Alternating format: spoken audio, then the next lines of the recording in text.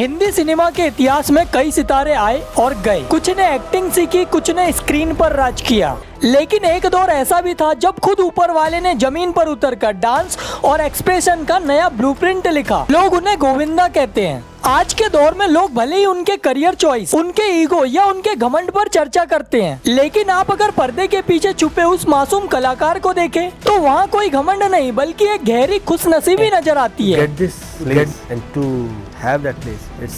1980 के शुरुआत का दौर। मुंबई से दूर विरार की एक तंग चौल में एक 21 साल का लड़का खिड़की के बाहर देखता था। ये गोविंद आहूजा था। चौल की दीवारें भले ही छोटी थी, लेकिन उस घर की हवाओं में आर्ट और संगीत का एक गहरा साया था। उनके पिता अरुण कुमार आहूजा और मां निर्मला देवी अपने जमाने के बेहतरीन कलाकार रह चुके थे। भले ही पैसे नहीं थे, पर शेर और शायरी और सुरों की कमी नहीं थी।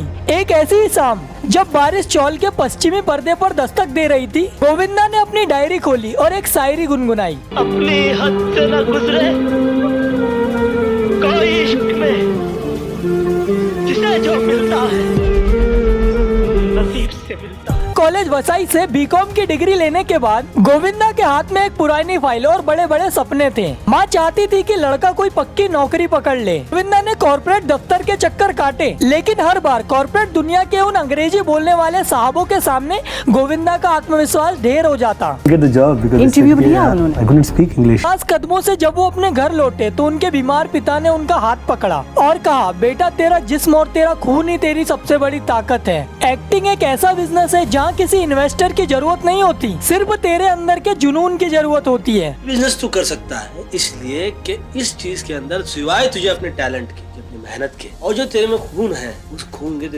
इसके कुछ तुझे इस्तेमाल नहीं कर। विरार से चर्च गेट तक का लोकल ट्रेन का सफर अब गोविंदा की रोजमर्रा की जिंदगी बन चुका था। एक दोपहर जब वो अपने दोस्तों के साथ एक पान की दुकान पर खड़े होकर अपने अगले ऑडिशन की राजनीति बना रहे थे, तभी उन पर नजर पड़ी बीआर कैंप के जनरल मैनेजर गुफी पेंटेल की।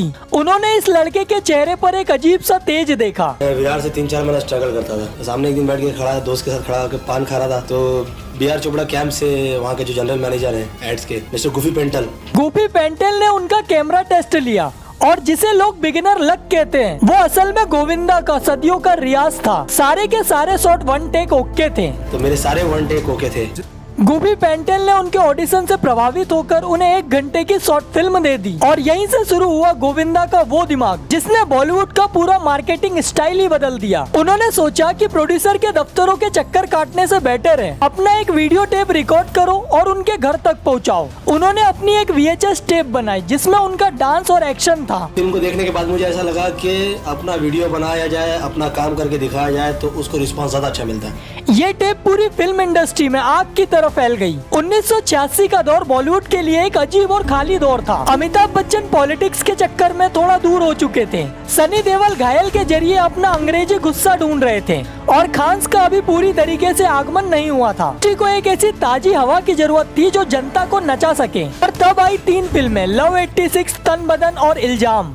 इल्जाम के रिलीज होते ही थिएटर के बाहर हल्ला मच गया। विरार की उस चौल का लड़का अब पूरे देश के दिलों पर राज कर रहा था। 21 साल के लड़के का वो अंधेरा कमरा मुंबई के आलीशान घर में बदल चुका था। गोविंदा एक ऐसी मशीन बन चुके थे जो कभी सोती नहीं थी। उन्होंने एक साथ 30 फिल्में साइन की, दिन में 3-3 शिफ्ट, एक्शन, दोपहर को रोमांस और रात को वही आइकॉनिक डांस। लोग उनके रिदम के दीवाने थे, जैसे उनके शरीर के हर हिस्से में कोई अलग ही संगीत बहता हो। लेकिन जब इंडस्ट्री आपको एक ही रंग में रंग देती है तो बदलाव जरूरी हो जाता है। गोविंदा सिर्फ एक डांसिंग स्टार बनकर नहीं रहना चाहते थे, तो उन्होंने अपने भाई कीर्ति कुमार के साथ मिलकर एक फिल्म बनाई, हत्या। यह उनके करियर का सबसे बड़ा जुआ था। फिल्म में एक ऐसा सीन था जहाँ गोविंदा को बिना किसी गाने के, बिना किसी एक्शन के लगभग 10 मिनट तक एक इमोशनल मोनोलॉग बोलना था। मेरे करियर में 1000 फीट तक गाना बोले तो 1000 फीट यानी कि 10 मिनट तक। तो ये प्रॉब्लम हो गई थी कि 10 मिनट तक गोविंदा को कौन सुने। सिनेमा के पर्दे पर 10 मिनट तक एक ही एक्टर का रोते हुए बोलना किसी सुसाइड से कम नहीं था। जब पर्दे पर वो सीन चला तो थिएटर में बैठे लोगों के आंसू रुकने का नाम नहीं ले रहे थे। गोविंदा ने साबित कर दिया था कि वो सिर्फ पाँव से नहीं बल्कि अपनी आंखों से भी जनता को नचा सकते हैं। 80s के आखिरी साल के आते आते गोविंदा ने सिर्फ 3 सालों में 40 फिल्म दे डाली, लेकिन उन्हें अभी अल्टीमेट सुपरस्टार का दर्जा मिलना अभी बाकी था, क्योंकि उस दौर के सिनेमैटिक आसमान में एक और सितारा जो अपनी आवाज और स्टाइल के जरिए पूरे मुंबई को झक्कास बना रहा था, अनिल कपूर। क्या विरार का ये लड़का साउथ बॉम्बे के उस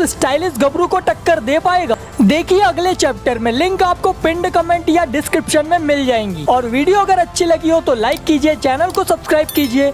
मिलते हैं अगली वीडियो में, धन्यवाद।